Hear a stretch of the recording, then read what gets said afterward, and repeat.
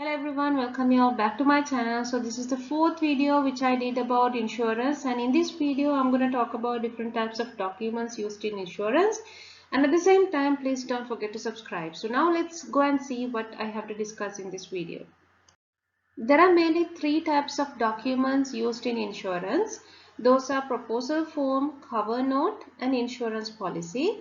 Out of these three, proposal form is actually a form given by the insured party. So it's like you fill the proposal form and you give it to the insurance company.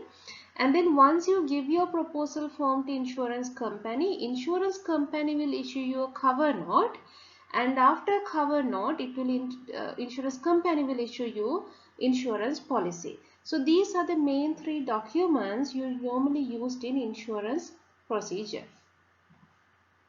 Basically this is a format of a proposal form. Now we'll see what are the main items included in proposal form.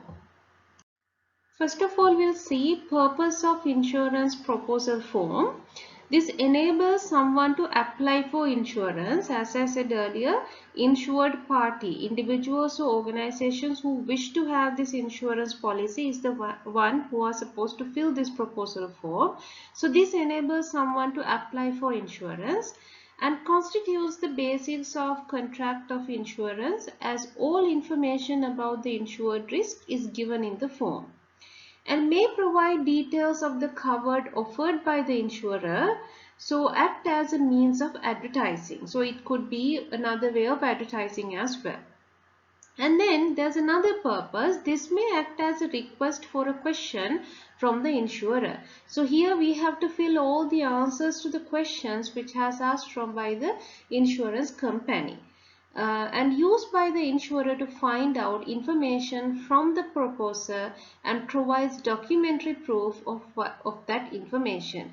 For an example, if you are applying for life insurance, you fill the proposal form. Sometimes along with the proposal form, you have to submit certain medical reports. So then insurance company will cross-check what you said is correct with the reports that you submitted. So sometimes, not all the time, sometimes they request all these medical reports. And then the last point, it says used by the insurer to assess the risk to decide whether or not to accept the risk and to calculate the premium to be charged. So actually this proposal form we fill to request different insurances for different kind of risk, and once we fill this proposal form it will go to the insurance company. The insurance company will assess what are the risks that we want insurance cover, and they will check whether they can provide this protection to us or not. If so, they will continue. If not, they will inform us. So these are the purposes of proposal document of insurance. Key information is included in this proposal form. Details of the insurance company. So every proposal form consists of details of insurance company. What is their address, what is their name, and what is their contact details. Every detail is included in this proposal form, even though this form is filled by the insured party, simply by the individual who is requesting for this proposal. Right. The second one, details of the proposer.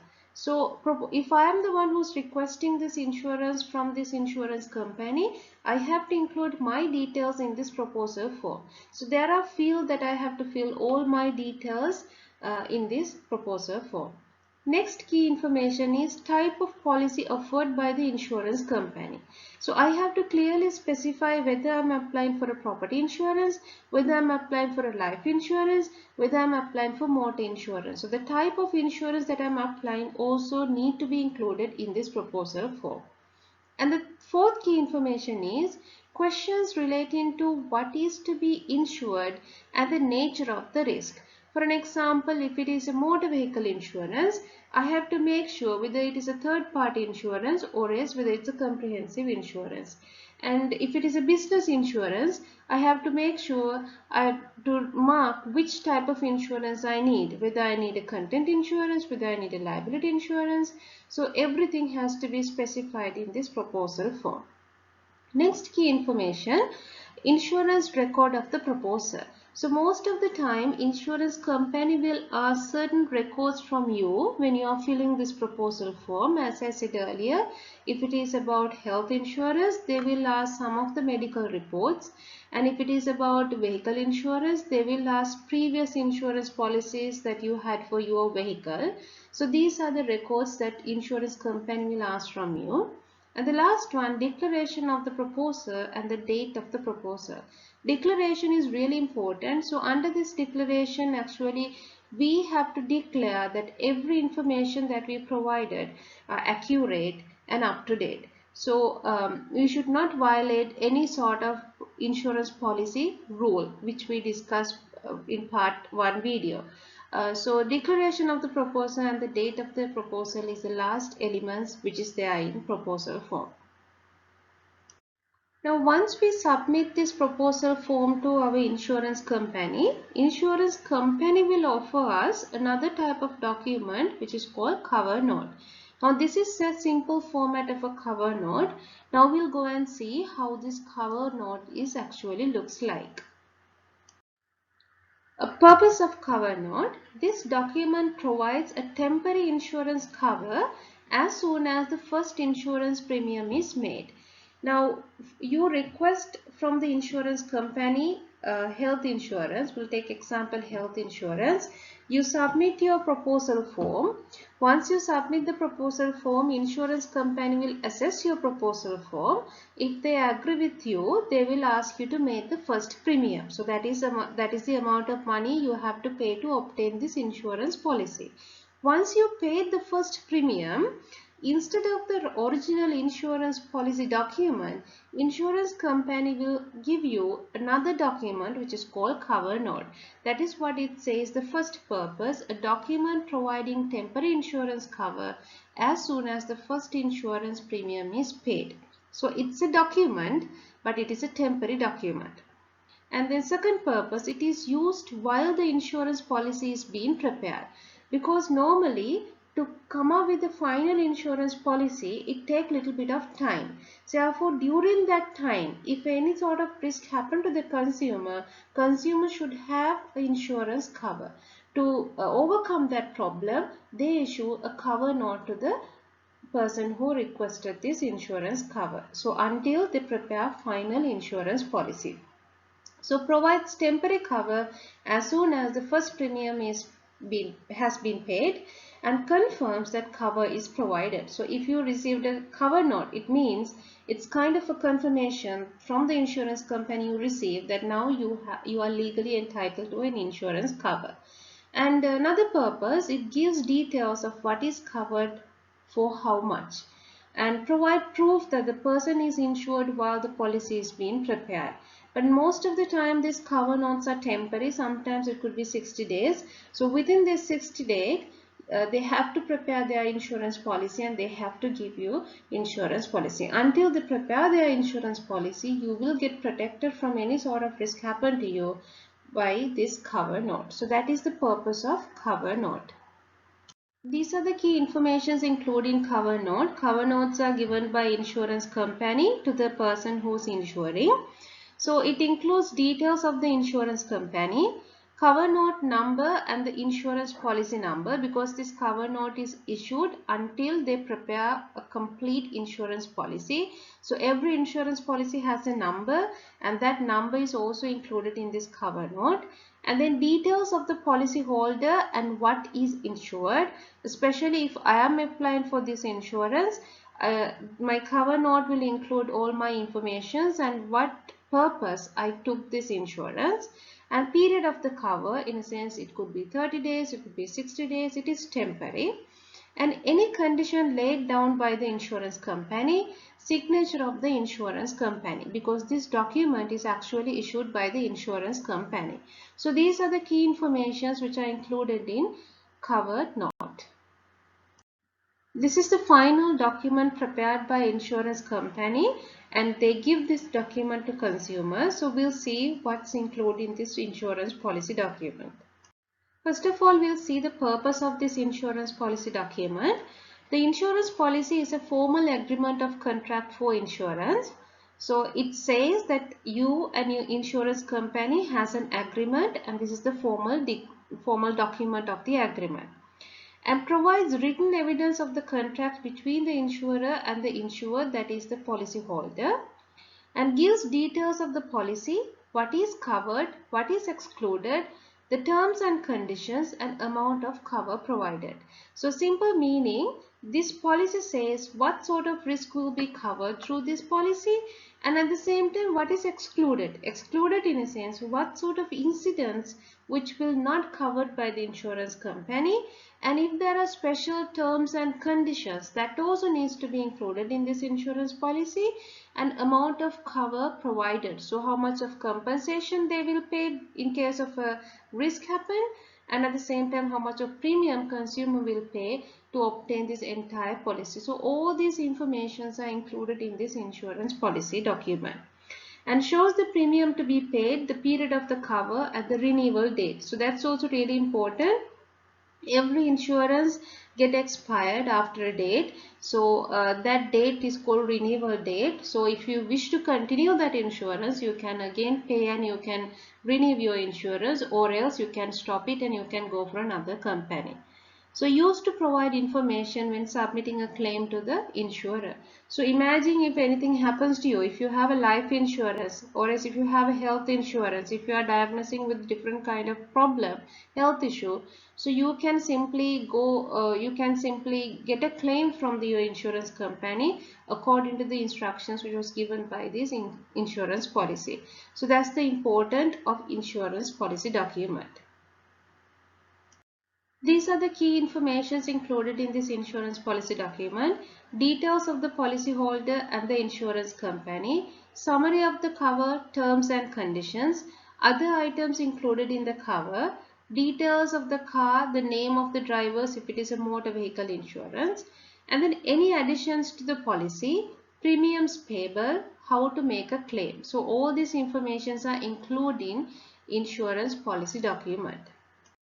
When we talk about this insurance document, especially this insurance policy document, renewal is really important. As I said earlier, every policy will get expired after a date. So if you want to continue this, you can renew this insurance policy. So if you go to the first point, it says when a policy is due to expire, the insurer will usually notify the insured to remind them of the expiry date. Imagine expiry date comes after 3 months, then insurance company will send you a letter today specifying that your insurance policy will get expired after this date. Make sure that you renew this insurance policy with us. And then the second point, it says the insurer will also invite the customer to carry over the same policy for the next year by paying the premium. The insurer is likely to provide a code for next year's cover as well while they are sending this renewal notification, and the insured must be happy to accept this offer. So it's like when expire date comes closer, insurance company will send you a renewal notice. Along with the renewal notice, they will send you a quotation for the next year. So if you wish to continue your insurance with the same company next year, you can renew it, you can pay the premium and you can renew it, or else you can cancel it. Endorsement is another important thing when it comes to this insurance policy, especially when it comes to renewal of insurance policies. Endorsement is a note of an amendment to the policy, usually by the insurer. May be used to add to the coverage, may be used to delete or exclude coverage, may be issued mid-terms at the time purchase or at the renewal. So legally binding amendments to the policy may affect the premiums depending on whether coverage is removed or add extra coverage. So it's like if you want to add new policies to your insurance policy or new risk to your insurance policy, you have to talk with the insurance company. The insurance company will add those risks to your policy. If you want to remove some of the risk, that again you can do by discussing with the insurance company. So any sort of changes, removing risk or adding extra risk to these insurance policies are simply known as endorsement. Another very important thing in these insurance policies, there are some clauses called exclusion clauses. So now we'll see what are exclusion clauses. An exclusion clause is simply a part of the contract that operated to exclude, restrict, or qualify the right of the insured. In a sense, if these things happens, insurance company will not pay you compensation. So those are exclusion clauses. A good example of this is the usually clause in a car insurance policy that denies liability to pay a claim if the insured was over the legal alcoholic limit. So if you drink and drive, and if you met with an accident, insurance company will not pay you compensation because that's your problem. That's not their problem. So those kind of clauses comes under exclusion clause category. So these exclusion clauses can work in different level. First of all, if you see the insured level, in a sense the individual levels, damages resulting from act of war such as invasion, revolution, military and terrorism. If anything happens due to these reasons, you will not get compensation from the insurance company. And then another example, events that occur outside the period of cover. If your life insurance has expired last month or else previous year, then if today something happens to you, you will not get compensation from the insurance company. Next one, when 180 days have passed since the event occurs, especially motor vehicle insurance, if you stay without claiming from this insurance company, and if you wait more than 180 days without claiming or informing, then they will not consider this accident. So these are the exclusion clauses, some of the exclusion clauses available at insured party level. Then we'll see some of the exclusion clauses available at property level. The property may not be rented out to a third party unless approval is given. For an example, if you have an agreement with the insurance company, without the insurance company prior knowledge or prior approval, you can't rent out that property to another person. If you do that, you will not get any compensation. Second one, it may be filtered with smoke detectors and fire escapes. So example, if you have a property, insurance company says you have to have these safety equipments, especially like smoke detectors. But if you have not put those smoke detectors in your building, it means that's not their problem. They will not give you compensation. And most policies will not cover additional damages which are not included in your policy. And damages resulting wear and tear, depreciation and electric force is not likely to be covered by any of the insurance policy. So these are some of the exclusion clauses we can see from a property level. Then we'll see some situations where you will not get compensation for life assurance or as exclusion clauses in life assurance. Misstatement of age clause, because age is really important when it comes to life insurance, because depending on the age your premium can be differ. So if you have provide wrong information of age, then they will not give you compensation. And suicidal clause, if you suicide yourself, then your dependent will not get any compensation. War clauses and aviation clauses. So under aviation clauses, actually this is a special clause. If an insured is a pilot and died as a result of an airplane crash, then that pilot will not get any insurance compensation. So these are some of the exclusion clauses of life insurances. Apart from exclusion clauses, there are inclusion clauses as well. Inclusion clauses, in a sense, an extra contractual obligation clauses in a reinsurance contract requires a reinsurer to pay for expenses imposed upon the ceding insurer by regulatory, jurisdictional or government organization. So that is simply called inclusion clauses. Next we'll see effecting a claim. In a sense, claims will be made when an insured loss occurred When making a claim, several of insurance principles should be taken into account, such as utmost good faith, you should never lie to insurance company, indemnity, you should not make profit out of the risk, and contribution and subrogation. So all these things you have to consider when you are asking for a claim. So if you want a claim, you have to fill a claim form. Claim forms are used to request payments or compensation under the terms of policy when an accident or loss has occurred. They give details of the insured and details of the accident, including the date, place, witness, policy information, injuries, and damage to vehicle. So all this information has to be given along with this claim form.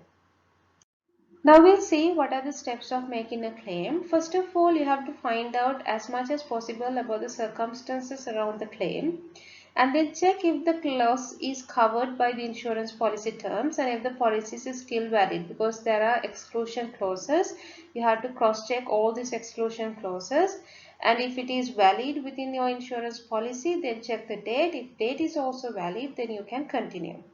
Then what you can do is you can contact the insurer as soon as possible, either directly or by through an insurance broker. If applicable, you can find witnesses.